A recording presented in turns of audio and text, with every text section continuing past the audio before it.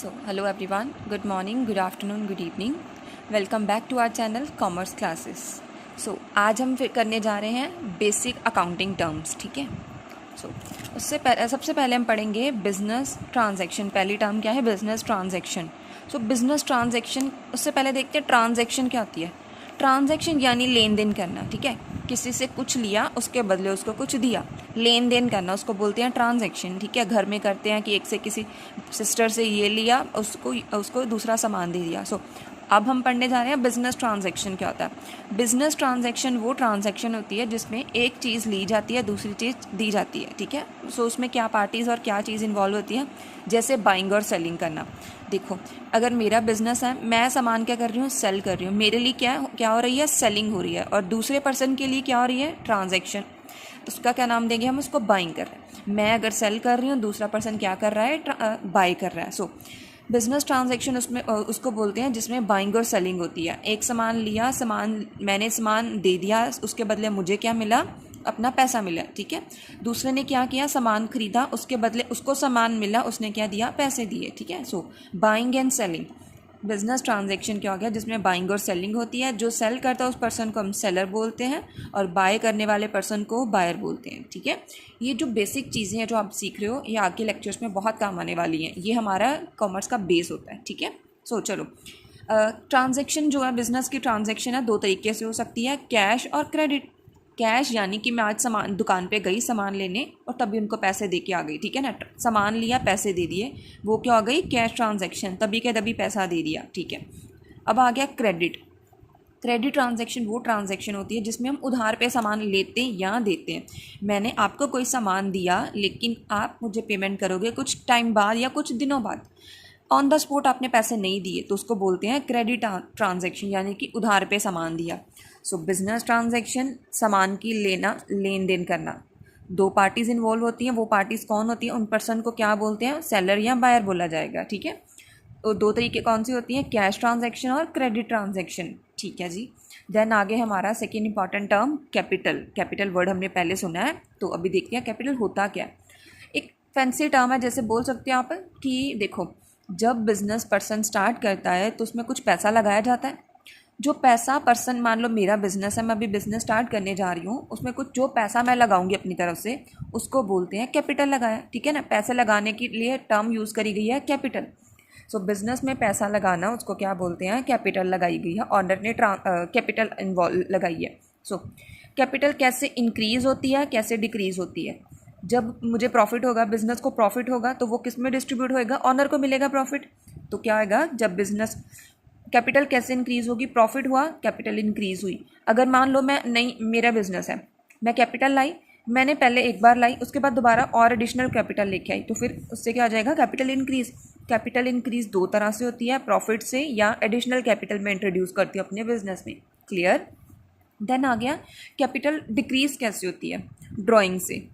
ये drawing board में समझा देती हूँ इसके साथ ही आपको. ड्राइंग्स क्या होता है, ड्राइंग यानी ड्रॉ करना, ड्रॉ करना यानी निकालना. ठीक है ना. जैसे ड्रॉर बोलते हैं ना, हमारे रूम में होता है ना ड्रॉर. ड्रॉ यानी निकालना, माइनस बोल सकते हैं, यानी कम होएगा. ठीक है. सो ड्राइंग्स का मतलब, देखो मेरा बिजनेस है, या ऑनर क्या करता है, जब अपने बिजनेस में से कुछ पैसा अपने पर्सनल यूज़ के लिए निकालता है, तब उसे क्या बोलते हैं, ड्राइंग्स बोलते हैं. मेरे घर में मेरा ड्रॉर है, मैंने ड्रॉर को निकाला. ठीक है. ड्रॉर से कुछ निकाला, अपने ही घर के अपने ही ड्रॉर से कुछ निकाला, उसको क्या बोलते हैं, ड्राइंग्स. सो अगर हम इसको बिजनेस से रिलेट करें, जब ऑनर अपने बिजनेस से कुछ मनी निकालता है अपने पर्सनल यूज़ के लिए, मान लो उसने अपने बेटी के लिए स्टडी के लिए कुछ पैसे देने हैं, स्टडी के लिए, एजुकेशन के लिए कोई पैसा प्रोवाइड करना है. ठीक है. कोचिंग फीस देनी है, तो वो क्या हो गया, बिजनेस से उसने पर्सनल यूज़ के लिए पैसा निकाला, तो वो क्या गिनी गई, ड्राइंग्स. अब जब बिजनेस से पैसा निकाल लिया तो पैसा कम ही हो जाएगा ना, कैपिटल क्या होगी, डिक्रीज़ हो गई. सो आई होप कि आपको ये ड्राइंग्स वर्ड नहीं भूलेगा. मैंने आपको एक पर्सनल मैटर से इसको रिलेट करवाया, जैसे कि ड्रॉर से सामान निकालना. ठीक है. सो ड्राइंग्स क्या हो गया, ड्राइंग से हमारी कैपिटल क्या होती है, डिक्रीज़ होती है. ठीक है जी.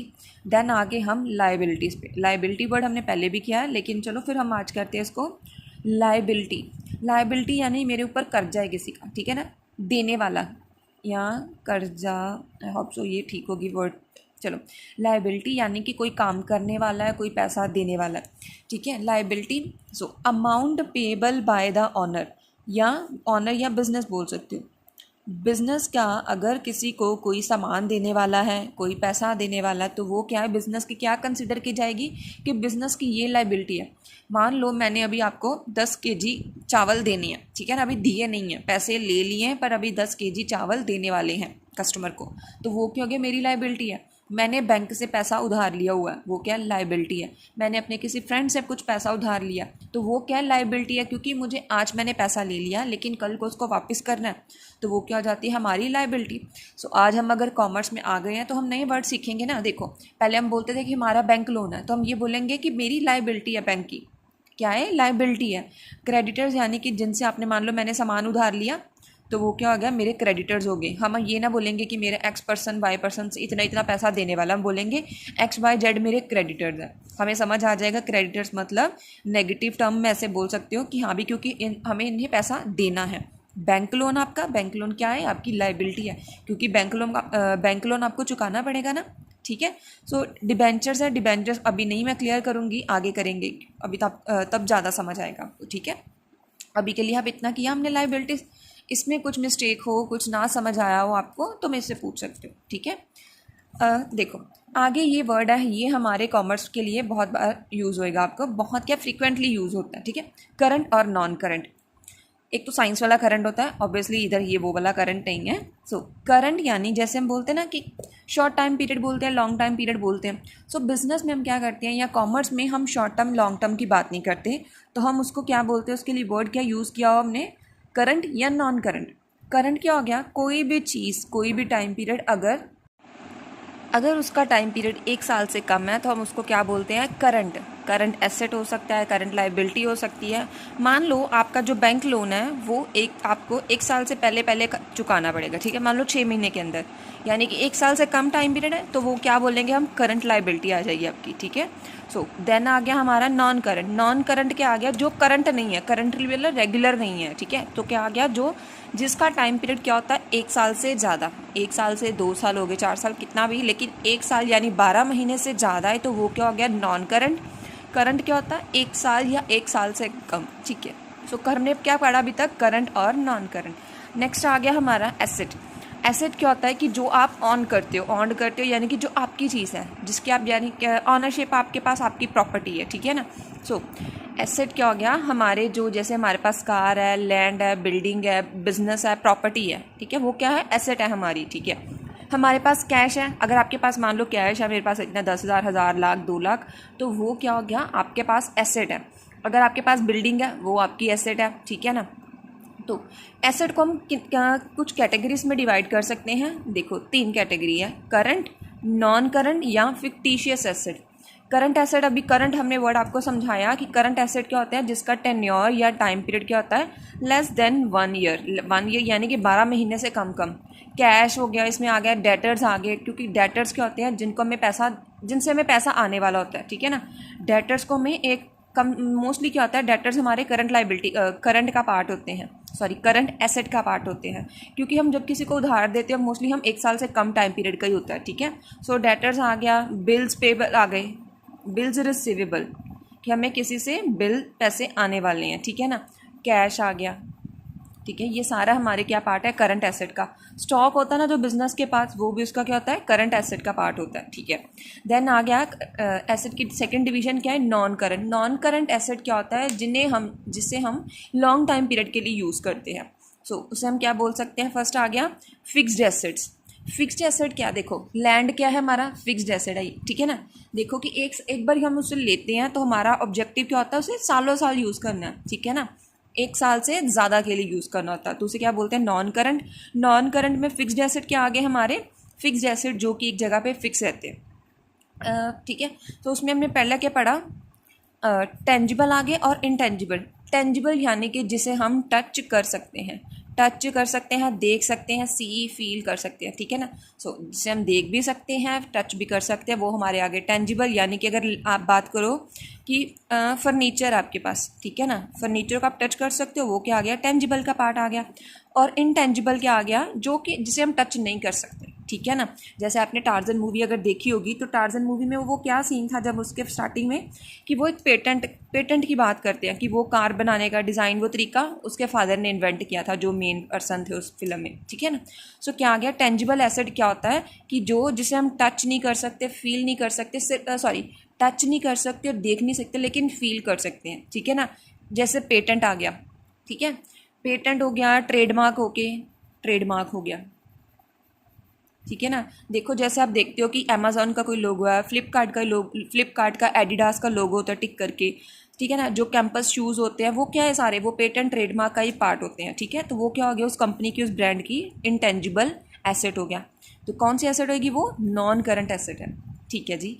नेक्स्ट आ गया हमारा फिक्टिशियस एसेट। फिक्टिशियस एसेट वो एसेट होते हैं जो एसेट हमारे हैं तो, पर उसका आपको कोई क्या से बोल सकते हैं आप उसको, जैसे ये आपको दिखते हैं या फील कर सकते हैं, ये वैसे नहीं होते। सो फिक्टिशियस एसेट, आप पहले एग्जांपल देखो, आपको समझ आ जाएगा। सो देखो कि मैंने क्या किया, एडवर्टीजमेंट एक्सपेंडिचर, देखो बिजनेस ने किया, कोई भी बिजनेस है उसमें हम एडवर्टीजमेंट करते हैं ना, उसके लिए एडवर्टीजमेंट वगैरह करते हैं। एडवर्टीजमेंट क्या है, खर्चा आज किया बिजनेस ने, लेकिन खर्चा करके उसको रिजल्ट आएगा, लेकिन वो हम देख नहीं ना सकते। देखो आज एडवर्टीजमेंट करी है, 1,00,000 2 लाख, कोई हमने अपना एक्टर हीरोइन वगैरह उनको ना हायर करके उनसे ऐड करवाई, ठीक है, लाखों करोड़ों रुपया खर्च होता है बिजनेस का उस पर। पैसा तो एक बार में चला गया, लेकिन उसका रिजल्ट लॉन्ग टाइम पीरियड तक आएगा बिजनेस को, ठीक है ना। सालों साल उसकी एडवर्टीजमेंट चलती रहेगी, सालों साल तक उसका बेनिफिट कंपनी को मिलता रहेगा। किस रूप में मिलेगा, उसकी सेल इंक्रीज होगी, लोग उसकी चीज़ें ज़्यादा खरीदेंगे, सेल ज़्यादा हुई, प्रॉफिट ज़्यादा हुआ, तो वो हमारे किसका पार्ट आ जाते हैं, फिक्टिशियस एसेट का। करंट एसेट हो गए, नॉन करंट हो गए, देन हमने पढ़ा फिक्टिशियस एसेट। फिक्टिशियस एसेट में बेस्ट एग्जांपल क्या होता है, एडवर्टीजमेंट एक्सपेंडिचर, एक बार खर्चा किया और जो उसकी रिटर्न है लॉन्ग टाइम पीरियड के लिए आती रहती है, ठीक है जी। नेक्स्ट हम करते हैं एक्सपेंडिचर, ठीक है ना। एक्सपेंडिचर सिंपल क्या है, खर्चा किया, अभी आज मैंने ये खर्चा किया यानी कि मैंने ये एक्सपेंडिचर किया। सो जब हम कोई एसेट खरीदते हैं, एक साइड आपने हमने पीछे हमने एसेट का मीनिंग किया, मान लो आपने लैंड खरीदी, आपकी एसेट तो बन गई, ठीक है ना, एसेट क्रिएट हो गई, लेकिन उसमें आपने एक्सपेंडिचर तो किया ना, पैसा गया। सो यहाँ आपने कोई सर्विस ली, कोई आपने मान लो अभी आईपीएल चल रहे हैं, ठीक है ना, आईपीएल वालों जो जहाँ पे जो क्रिकेटर स्टे कर रहे हैं, आपने कोई होटल वगैरह बुक किया होगा। सो वो क्या, आप उनकी सर्विसेज ले रहे हो, वो क्या हो रहा है, आपका एक्सपेंडिचर, ठीक है ना। सो एक्सपेंडिचर को भी हम 3 तरीके से डिवाइड कर सकते हैं, कैपिटल, रेवेन्यू और डेफर्ड रेवेन्यू। कैपिटल वर्ड क्या होता है, पहले आप रेवेन्यू एक्सपेंडिचर समझाती हूँ आपको। रेवेन्यू एक्सपेंडिचर क्या होता है, रेवेन्यू एक्सपेंडिचर या रेवेन्यू वर्ड वो होता है, वहाँ लगाते हैं, वहाँ यूज़ करते हैं जो कि रेगुलर बेसिस के खर्चे होते हैं आपके, ठीक है ना। रेगुलर एक्सपेंसेस, देखो रेंट, हम मान लो आपको किराए का घर है या किराए की कोई चीज़ ली हुई है आपने, उसको रेगुलर रेंट पे करना, 1 महीने बाद या 2 महीने का रेंट पे करना ही करना ना, ठीक है ना। यानी कि रेवेन्यू एक्सपेंडिचर वो जाते हैं जो हम साल में रेगुलर, हाँ बिल्कुल, 12 महीने या 1 साल के कम टाइम पीरियड में हम रेगुलर बेसिस पे करते रहते हैं। पेंशन देना हो गया, ठीक है ना, सैलरी पे करना, वो क्या हमारे रेगुलर खर्चे में आ जाते हैं, यानी डे टू डे बेसिस खर्चे पे। सो वो क्या आ गया, रेवेन्यू एक्सपेंडिचर, रेवेन्यू यानी कि रेगुलर के खर्चे, ठीक है जी, रेवेन्यू एक्सपेंडिचर हुआ। देन आ गया हमारा कैपिटल एक्सपेंडिचर। कैपिटल एक्सपेंडिचर का मतलब क्या होता है कि जो एक्सपेंडिचर आप एक बार करते हो और फिर आप उसे भूल जाते हो। मेरा मतलब कि देखो एक बार आपने आप ह्यूज अमाउंट इन्वॉल्व, पहले तो इसमें ह्यूज अमाउंट इन्वॉल्व होती है। देखो आपने मान लो एक सिंपल बिजनेस का ना बात करते हैं, सिंपल घर की आपने बात करो, आपने एक कार ली, कार क्या हम रोज़ लेते हैं, नहीं ना, आज एक बार या 1 साल में हमने कार ली, 10-12 लाख की कार ली, और हम क्या सोच रहे हैं कि इसको अब आगे काफ़ी सालों तक हम यूज़ करेंगे उसको, ठीक है ना, मतलब एटलीस्ट 1 साल से ऊपर टाइम पीरियड तो होता ना, ठीक है ना। जो हम स्कूटी एक्टिवा भी लेते हैं, तो वो आपका एक्सपेंडिचर क्या गिना जाएगा, कैपिटल। आपने कोई कार ली, लैंड ली, बिल्डिंग ली, वो एक्सपेंडिचर क्या हमारा गिना जाता है, capital expenditure. So capital expenditure किसे कहते हैं, जिसमें एक तो ह्यूज अमाउंट इन्वॉल्व होती है और टाइम पीरियड क्या होता है, long time period. Long time period हमने क्या पढ़ा, हमारे बिजनेस में क्या होता है, 12 महीने या 1 साल से ज़्यादा वाला।